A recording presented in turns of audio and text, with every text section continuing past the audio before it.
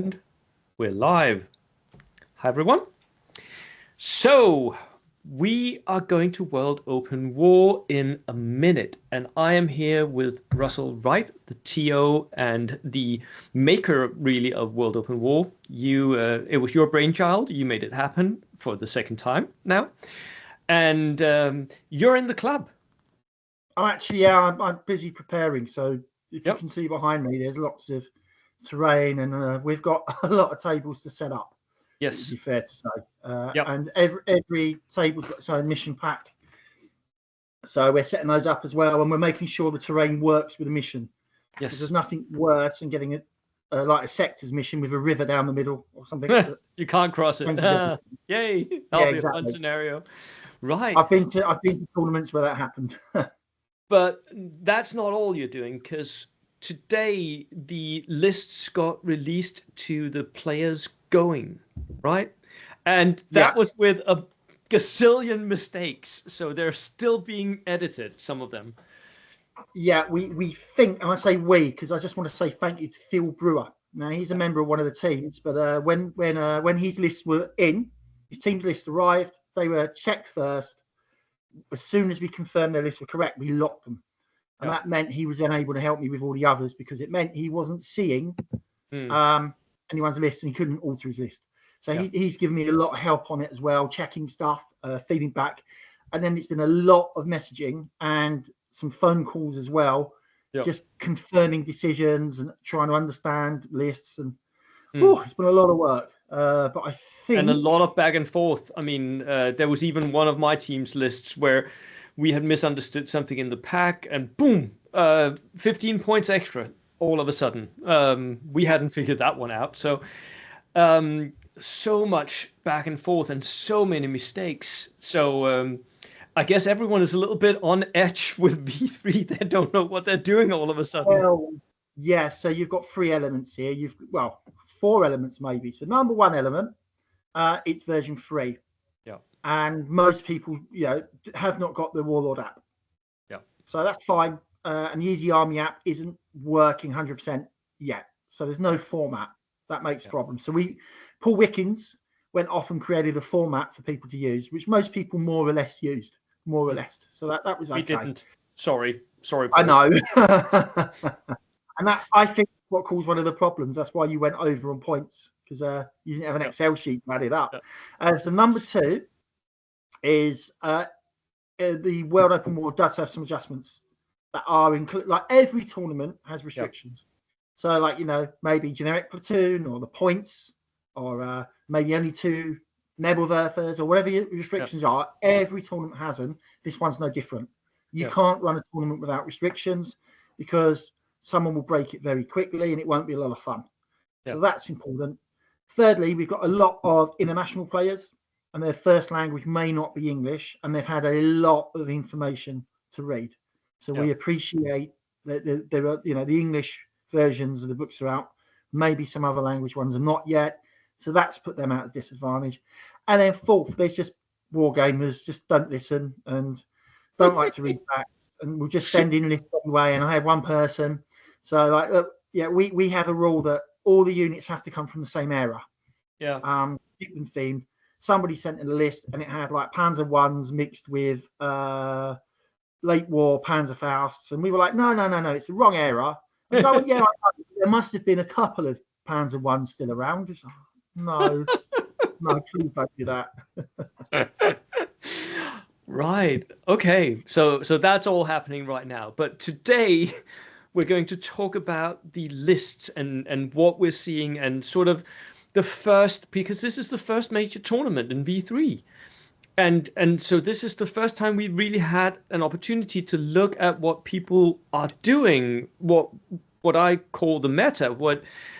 There was a recent discussion on Facebook. What is meta even? But people, this is meta. This is what people think is good, what they're then bringing. That combination of stuff is the meta. And that's what me and Russell are going to try and give you the first clues as to what is the meta for V3 here. So what are you seeing, Russell? Okay. Well, it's at the moment, just on context, we are a team event. So players are not playing as individuals. So you can take a risk and take a list that's not well balanced and try and focus in on the missions that will work well for you. So you can do that. Secondly, we are theming it to some degree, but it's not a super historical tournament like some of the others we run. Yeah. So some of the lists will not look amazingly historical. It is a competitive event. We do try and keep it somewhat historical at least. And there are restrictions. So we mentioned for early, middle, late war periods, you can't mix those units. So the armies look a bit more credible. And there were bonuses. If you bought a platoon that had 4 infantry sections that are all the same, so it looks like a real platoon, you got a point bonus in terms of you've got a small point saving. So we've done stuff to try and make it look a little bit more historical, but it's hard to control. So we're doing what we can on that. Okay. Yeah. So with that in mind, what we're seeing now, we had a restriction maximum 4 platoons. A lot of players have gone for 4 platoons. They've squeezed them in. A restriction also on dice. Yeah, 24 dice. Yeah. Which is a lot compared to version 2. In version 2, you almost never saw 24 dice at 1,100 points. No, that would be weird if you saw that, right? Yeah. I get the suspicion if we had not had the 24 restriction, I would have 30 order dice lists coming in. You would. And that's a case of trying not to be overwhelmed and trying to make sure we do. The game does play faster. It is true, in my opinion. But with that said, if you have 30 dice versus 30 dice, it's going to be a long game. Yeah, exactly. So there's that restriction. And the other restriction on platoons, you're allowed a maximum of 2 special platoons. Yep. By that, I mean non-rifle platoons. Yep. And if you have 2 non-rifle platoons, for every one, you need a rifle platoon, because this is still an infantry game. That was one of the restrictions that so many people were confused about. Oh my God, was there a lot of captains talking about how does that compute, and does that mean I can take? That was non-stop. But it's classic that because I wrote it, I thought it read perfectly clearly. I thought so too. But I wrote it, so other people just don't always see it, and we got a couple of different captains writing their version of it that was also correct, going, yes, that's what we're saying, and so that cleared it up. And we had no issues there. No one made an error on that, so that one was fine. Yeah. But we did get so we got an interesting mix of countries. We can look at some of the platoons that are taking. On average, I think the average is about 3 platoons that people are going for. Yeah. And we can look at that. Some are going for 4. Some have gone for 2. I think the lowest I've seen is 2 for super specialist armies. We look at them, and the nations. You could pick any nation. So we are not using the Warlord basic rules pack or the PDFs because they do not have enough options. And with the greatest respect to them, I think a lot of the special nation rules are boring. Yeah, I just they're too similar. They're not interesting enough. So basically, you guys wrote your own national special rules for a lot of the minors, right? That's right. And what I'll do is I'll post, for all the majors as well, I'll post maybe in comments for you, the Dropbox, so people can link and see those if they want to. Yeah. There's quite a lot of documentation there. Yes. And also, there'll be an Excel sheet with every army, so you can go and have a look. So we'll put that on Dropbox. People can go and have a proper look. Okay. I will put a link to that Dropbox in the description of this video. Yeah. Also because people can go and look at the armies and the army lists themselves. So, yeah. Absolutely. So shall I show you what we're bringing? Let's do that. Let's see what's happening. So let's see if this works. I'm going to click on share, Windows, screen or tab, and I'm going to click on Wow Armies. And hopefully you can now see on the left-hand column A, there should be 16 nations. There is. These are the teams. There are a nice selection of teams there. And then if you look across it, we are going to see 7 nations appearing at the tournament. Yep. So look, it's early days. There's only 3 players per team. As a result, unsurprisingly, we're seeing a lot of domination from certain armies. So if you look, you can see the Soviets, the Germans, and then interestingly enough, the Americans are proving very popular. Then it with Great Britain, then the Japanese and Finns have 3 each, so making an appearance. And then a couple of Hungarian lists. Yeah. And the Hungarian lists are nice. They're different to each other. They use a different rules pack that's based more around Case Blue than the one that's currently available. I'd like to have seen a bit more variation, but I'm not surprised, given this is the first big tournament that people are going for the big armies. Yeah, so and they're also going to go for the armies they already have in their collections, right? Exactly. So that's also part of the problem here, I think. I think a lot more armies were playable at this tournament, but since we all, at least from a player perspective, we're all like, I need to play something that I'm sort of comfortable with. So there was also a little bit of that going on, like picking the major three and then maybe a third of something. Yeah. Yeah, but even with that said, so a couple of trends there. So Germany is now the most popular army. That is a big change from where we were. Huge. They were the worst performing army in V2, I think. Despite having lovely models and miniatures. So they're now the most popular, followed very closely by the Soviets and the USA. Yeah. So a lot of people have been moaning about the US rules. We have made some adjustments to make them more interesting, so maybe that helped. But there's that. Soviets popular. Then the the UK has dropped all the way out to 7. So that's about 15%. That's much, much lower than we're seeing. So we're getting a big change in the armies being picked, which is good.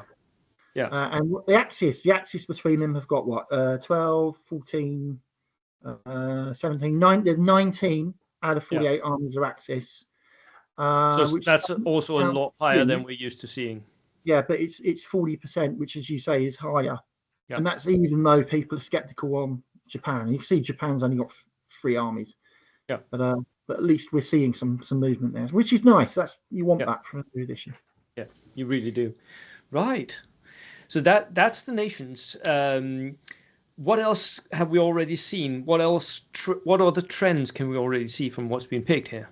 Okay, right. So if we talk about actual unit preference, once again, everybody loves inexperienced officers.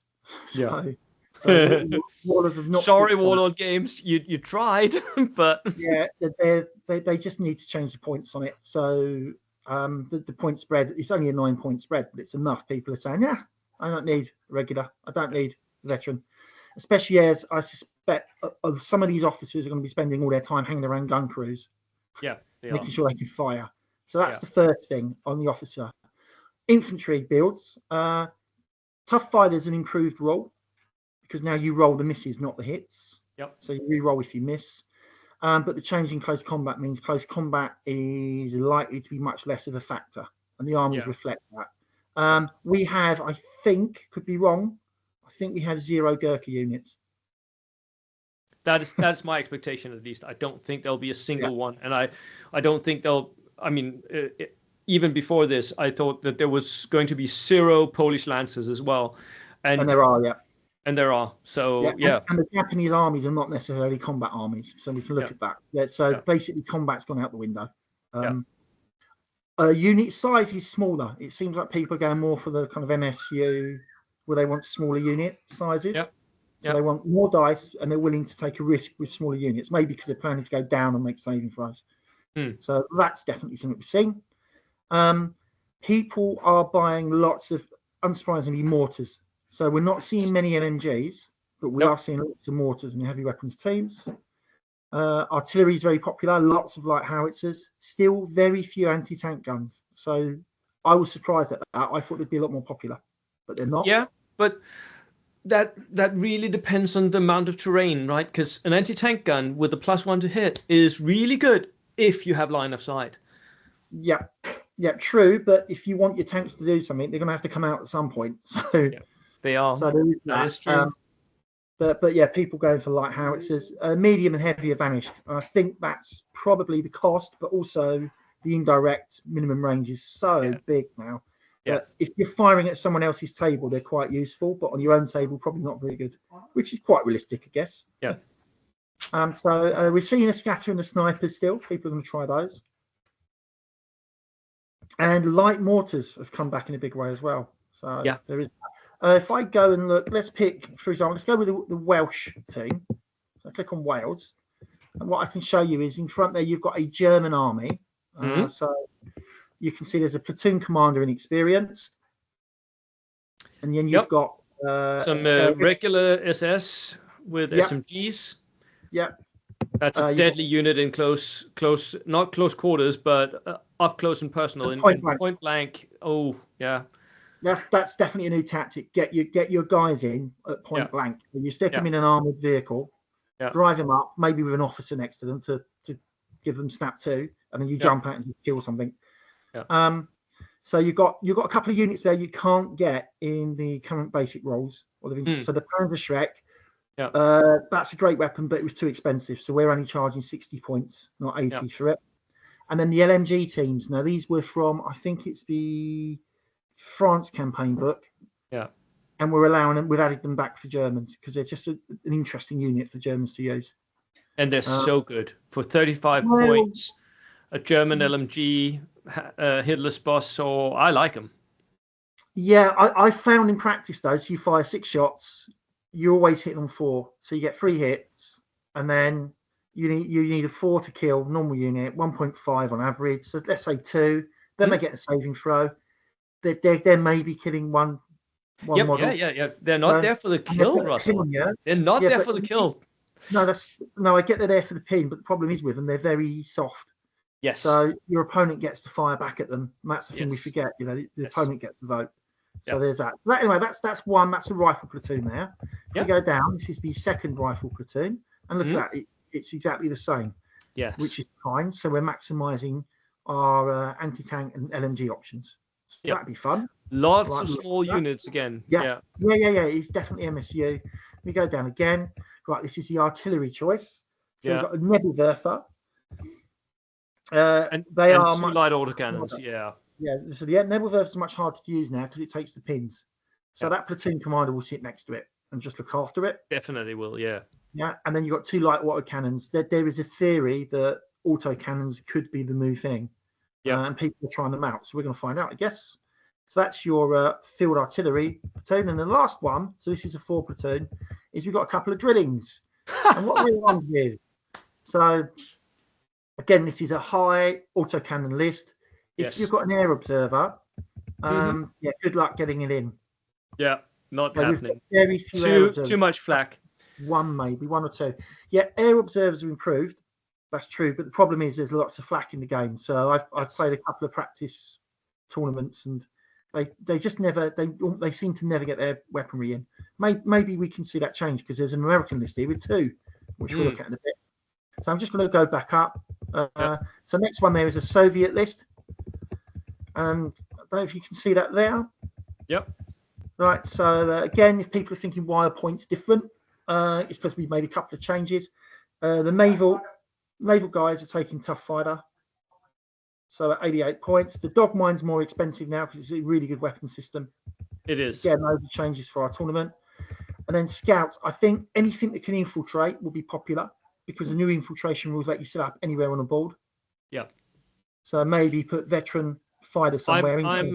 I'm thinking that at least for the Soviet armies, and there's a lot of Soviet armies coming, a lot of them are going to have scouts. Scouts are a very popular choice. Yeah, very popular, and we'll see that because they're survivable. And you can, as I say, with that infiltration on a lot of missions, you can put them in your opponent's face really early and slow him down. So that's the second one, and then the third one.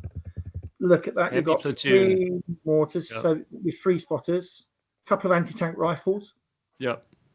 It's quite interesting. And then I think there's one more. There you go, which is a couple of an artillery platoon.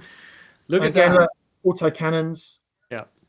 And they've added a mule because they must have points. So there you go. That's another 4 platoon unit for. But again, we're seeing a lot. There's a lot of gun line elements to these 2 armies here, right? And that's what I'm seeing as well. As I've gone through a couple of the teams already, and I'm seeing a lot of gun line elements. Absolutely. So one thing, there are 0 recon platoons. Yeah. In the tournament, out of probably there's probably about 130. Oh goodness me, about 130 platoons. There were 0 recon, so all the work on that seemed like it was worthwhile. There are 2 engineer platoons, I think. So the flamethrower is officially dead. No one wants flamethrowers. Kind of doesn't surprise me, but I'm really hoping those guys can make them work because that would be fun. It would. Especially for those guys who bring them. Yeah, especially for them. That's a fair point. But we are seeing lots of armoured platoons. Yeah. Just on that one, I'm going to jump to Scotland. Yep. because they have. I really like their lists actually, and what I like about Scotland is the lists are all very different to each other. Yes. So it looks like they've really considered it. They really because I know a little bit about the Scottish list already, and they have 3 very different lists that's designed to do different things, to have different units, and then be on different tables as well. Yeah, I really like that idea because it's really a well thought out team effort here. Yeah, definitely. So we've got the first one there, 293. I believe that one there is the German list. So there you go, platoon, and there you go, MSU. Just 5-man infantry sections. Yep. Not really with any toys. One of them's got an assault rifle, probably because they had spare points. Yep. A couple of light mortars, anti-tank rifle, Kugelwagen to move stuff around if you need it to. And then we go down to this. I love this list. This is the Panzer platoon. Look at that. It's 5 Panzer Alf D. That is designed to just kill tank lists and kill vehicle lists. No. One of them, the command vehicle is the more expensive version. It's the 9+ armor with the medium AT. The L, sorry, yeah. He's the boss. He's in charge, and the others are all light anti-tanks, but they've got the 3 MMGs. So actually, that gives them, on my maths, 12 shots. Yeah, they're not quite because of Hitler's boss. So So the rules adjustments to get rid of Dakar. But I think this list could do really well, but it's got to be careful on mission and match up. The issue it could have, looking at that, is if they end up against someone who's got like air observers, oh my god, they are in so much trouble. So they need to make sure they don't. Because there's no flag in this list, and so it's very rock paper scissors with this list, right? But that's what they're doing. I love it. I love the fact they're doing that. So I'm going to go up their next list here. This is the British one that originally thought was American because of the labelling, and they can't be. So again, look, 5-man infantry sections with LMGs. I like that. I think LMGs are worth taking. I would take one every time. LMGs are back in competitive play. Yeah, there's a lot of them in this tournament, and we used to run at average of 0. They've got their artillery observer who gets 2 shots. I like that. Yep. He's British. They've got Piat. They've got the Jeep to carry the Piat.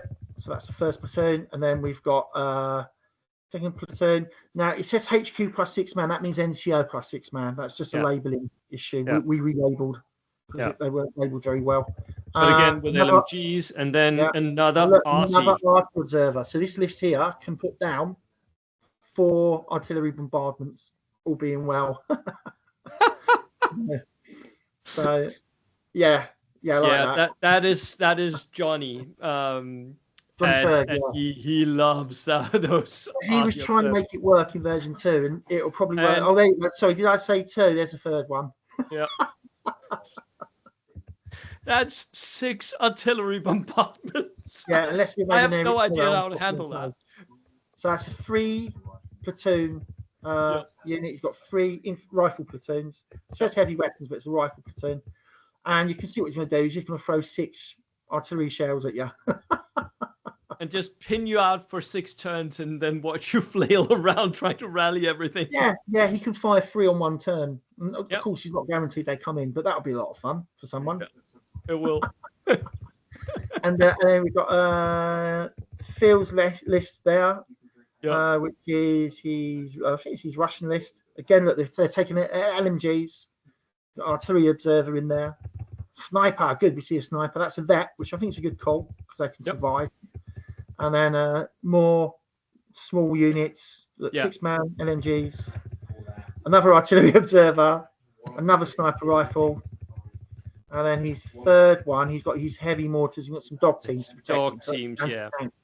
So the lists are designed to do different things. Yes. So I think, I really like what they've done there because it's different. Yeah. So that's 2 players we check. Let's have a look at the Spanish because they are considered one of the teams in the world. So here we go. Let's see what they're up to.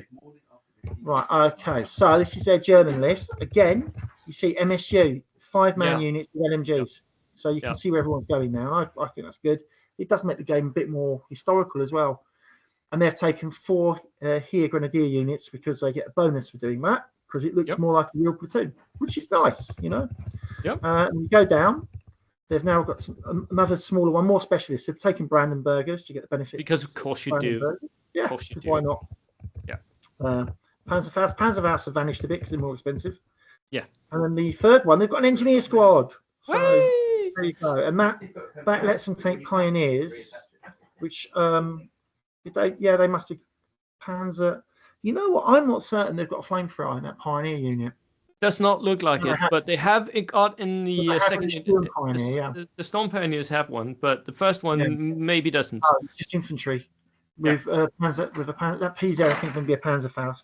I'll go and check that. That definitely looks like an Achilles list. Yeah, and they're going to stick them all into a mini Hanomag. Yep. And they're going to run up the table and kill you. And then here's his. The 222, a Lux, and a 259. Yep. That's Achilles. That's got Achilles written all over it. So I'm really fascinated to see if that works still for him, because he's the guy who makes lists that don't look good work. Let's see. Got a finished list from them. Gone too far. So Finland. Again, 6-man units. Oh, god damn it. That could also be Achilles. Yeah, it could be. Consomolets. Yeah. Now, the reason for that is the Finns Warlord have made the unreliable rule give you a discount at something crazy like 30 points. Yeah, so it's really dirt cheap now. I didn't spot it until we put the list out, and then when I saw it, I thought that was far too cheap. But we'd already made enough changes to the rules. I didn't want to start making more changes. So and that's a very, very cheap 2 shots out of an armored vehicle. So of course you take them. But they've done that as well. So they've got a second platoon. There you go, second rifle platoon again with more Consomolets. Of course, yep. And then the third one. Look what they've done with their third platoon. What? That's Finnish armor. Yeah, it's a Finnish armor platoon with all Russian tanks, and all those tanks are unreliable. But that gives them that discount, and it means they've got 5 tanks in there. They've got 2 BA-10s, a BA-20, which is another cheap machine gun, a couple of T-28s. So you can see what they're going for there. That'd be interesting. I don't think it will do very well if it runs into that German list we saw. No, that would struggle there. But and then the final one, their USA list again, look, 6-man units, all got BAR. M3 White Scout car to move them about. Yep, with an HMG on it. Yeah, more 6-man units. Bazooka in a Jeep. Yay. Yep. And then we got M3A1. So they're taking Stuarts. There you go. They are the only people taking Stuarts, I think. Yep. There might be one to others, so they've vanished as well. And that is them. So what I do, though, we keep it short today. So the last thing I'll show, if that's okay, is I'll show you a Japanese list. Yes. Because people are saying they don't just work. To see, because Japanese, a lot of people have ruled them out now, and we can see that only 3 people are bringing them. So what are they actually bringing, and can they make it work? That's the question now, isn't it? The Dutch one. Yeah. Again, you see the format's different here, but it's similar enough. And on the Dutch one, you've got, there you go, company commander SMG. He's put the discount later. Lots of Paras. Yeah. So it's entire Paras because I guess he wants SMGs. Let's look at 12 of them. So that is different. That is a proper unit that can still do close combat. Really is, yeah. He's got Hokies, so he can transfer. He can move them around as well. So that's going to be really fun to see because it's a different way of playing. And then scouts. Oh my God, so many scouts. Yeah, which is a unit we've added back from one of the books because they get infiltrate. They're not cheap and they're only 3 men, but you can spread them all over the place and just cause problems everywhere. Yeah. So I really like that. I really like what they're doing here. That's really cool. An engineer platoon, a Japanese engineer platoon. Who would have thought it? Wow. With flamethrowers and a flamethrower so team and truck for everything. Wow. Yeah, this list is really different to the others. So I've got to admit, I got a soft spot for it. I'd love to see it really well. Whether it does or not, we will see. Right, let me take that off. Let me get rid of that. I know what I'm doing, which I've probably done. And then stop sharing. Yep. And then I'll cut it quite short by maybe another 5 minutes because I've got some tables to make. So, yes. Let's we've got, see some tables. We've got that looks lovely. Civil War one to Yeah. tidy up maybe in a couple of days. But we'll get there. Yeah. Right. Well, good luck with setting up the tables. As soon as you have something that you can share about tables, I'd love to see that. But yeah, when they're all set up, I'll post pictures. Yeah. And share them. Yeah. And From I'll my put point, in your link sorry? on your channel. Yeah. And from my point, I'm going to have a chat tomorrow, I think, with some guys about different lists that we're seeing. So we will do a lot of meta-analysis, I'm sure, about all of this. And as soon as the weekend is done, we will definitely return to what happened because... And I think I'll also bring my setup to record some games. Yeah. And your team, you've got a tough challenge, haven't you, this year? We have. To protect your... we got to protect our honor. Yeah. From last year, so... Right. So I can't remember what the first game is. I can check quickly if you want. I am going to face the Barbarians, and Jan Peterson has already posted obscene pictures at us constantly these past few days, just trying to psych us out. So Barbarians? Are you sure of that? Let me check. Yep. Let me have a look. Yes, you are. That's quite right. Okay, well, yeah, good. And then you've got to play the Team Germany, and then you've got to play the Spanish team that's been put together as well, which is quite an interesting team. Yes, we'll do some good players. So yeah. Yep. Good luck. So I'm going to go and prepare, and I will see you in the weekend. All the best. Thanks, Bo. Cheers. And I need to sign off here. Oh, wow! Doesn't want to stop recording. Everything goes. There we go. I will leave because that might trigger it.